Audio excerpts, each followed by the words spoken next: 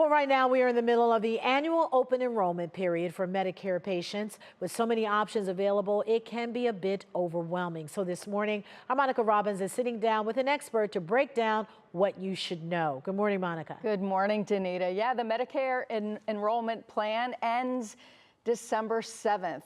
Oh my goodness, that's coming up. And joining me now with some consumer tips is Misty Taylor. She is the CEO of NorthCoast Healthcare Management, celebrating 30 years. Congratulations and thank you so much for being here, because I know a lot of viewers have a lot of questions that they've been asking me about. And I want to talk about those who are just now going into Medicare. For those who are just new to this, what's the difference between traditional Medicare and managed Medicare? Thank you, Monica, for having us. So with traditional Medicare, there are two parts to traditional Medicare. Medicare A that covers inpatient, and Medicare B that covers medical, and as well as you have to select a drug plan. So with managed care, everything is really all-encompassing and covered by one plan. So that's the simplest way to explain that. So it's sort of like the current insurance plan that everybody else would have. Correct. Okay. So if you're choosing a managed care plan, does it matter like what you should look for relating to your age and your health?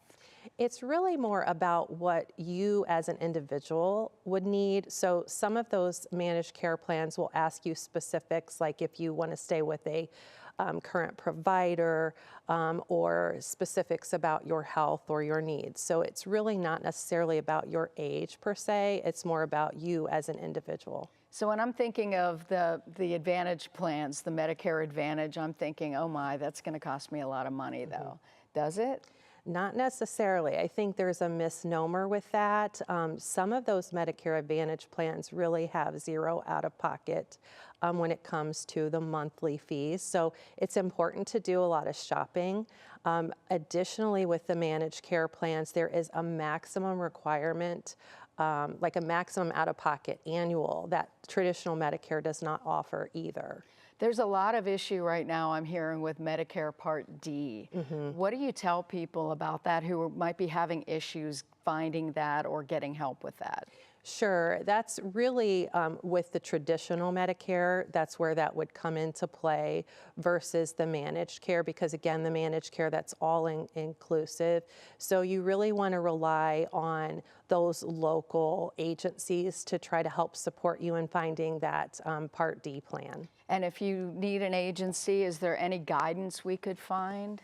The local area agency on aging can really help support you in those situations. All right, let's talk about, we hear a lot about billing issues, especially with large hospitals and not getting reimbursed and everything.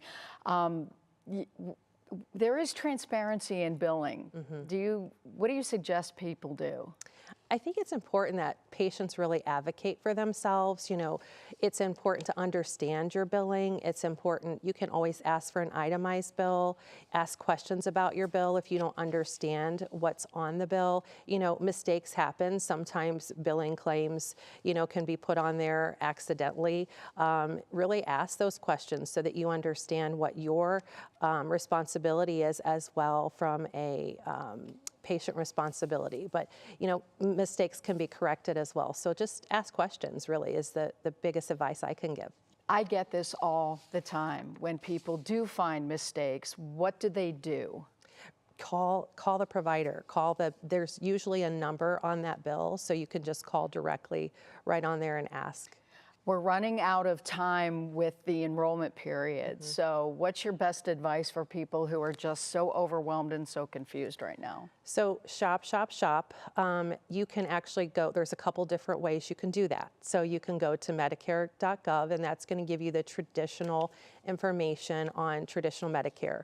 You can also go to the various insurance agents, not insurance agents, excuse me, but the insurers. If you have a like if you're new to Medicare, for example, and you have a current insurance agency that you use, whether it's Anthem, United, or whoever that you prefer, you can go straight on to that website, and there's several plans on that website under Medicare, and it'll give you the straight facts right there. It'll tell you what your out-of-pocket costs will be, it'll tell you what your monthly costs will be, and it'll tell you what your annual maximums will be. And there's various plans on those sites. But read, buyer beware. Yes, yes, absolutely. Misty, thank you so much for some clarification, because I know a lot of people need it. All right, Danita, back to you. You're right, Monica. That certainly did clear up a lot of things for people. Appreciate it. Thank you so much.